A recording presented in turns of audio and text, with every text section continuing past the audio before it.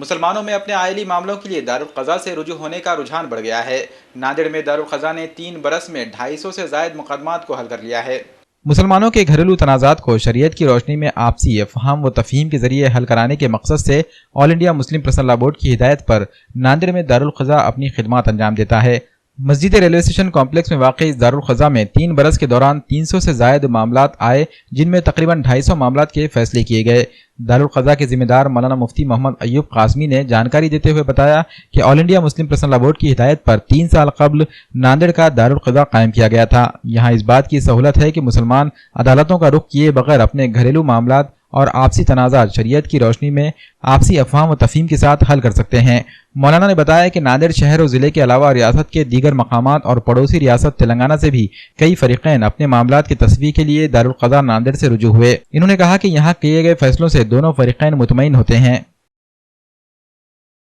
یہ جگہ دارالقضاء آل India Muslim personal لا board کی جگہ ہے، اور یہاں پر جو ہے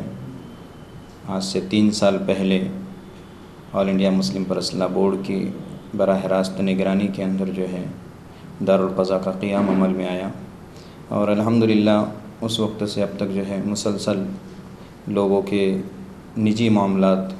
پراپرٹی کے معاملات، ازدواجی زندگی کے تعلق سے جو ہے نکاح ہے، طلاق ہے، خلا ہے،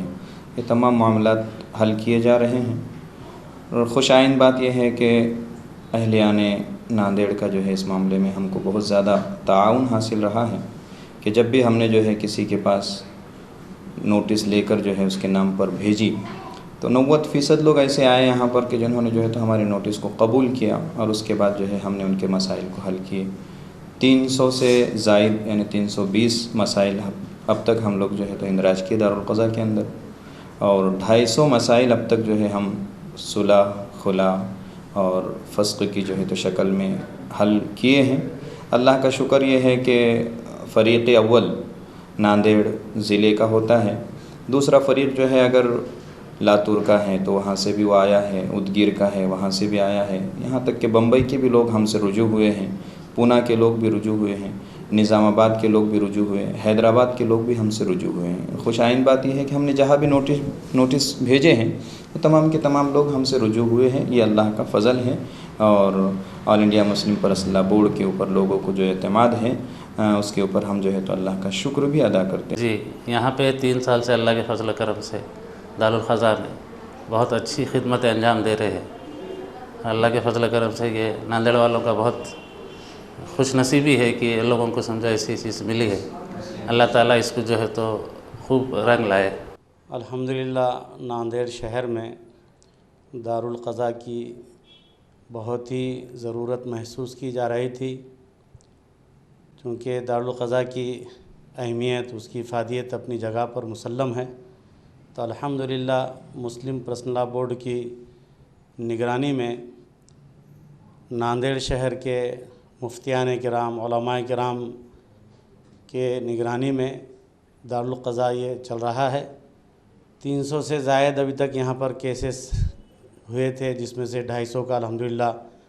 یہاں سے فیصلہ ہوا ہے۔ ہماری قوم جو عدالتوں کے دروازے کھٹکھٹاتے ہیں اور جانبین اس تعلق سے بڑے پریشان رہتے ہیں، ان کی صحیح رہبری نہ ہونے کی وجہ سے غیر ضروری مالی طور پر بھی پریشان ہو جاتے ہیں، اور آپس میں تنازعات و اختلافات بھی بڑھ جاتے ہیں، دشمنیاں بھی بڑھ جاتے ہیں۔ تو الحمدللہ یہ دارالقضاء کا جو قیام عمل میں آئے، یہ بہت وقت کی اہم ترین ضرورت ہے۔ ہمارے تمام مسلمان بھائیوں سے یہ عاجزانہ مخلصانہ درخواست ہے کہ اپنے گھریلو تنازعات کو، خاندانی تنازعات کو یہاں وہاں جانے کے بجائے کورٹ کچہری کے چکروں سے بچنے کے لیے علماء کرام نے ماشاءاللہ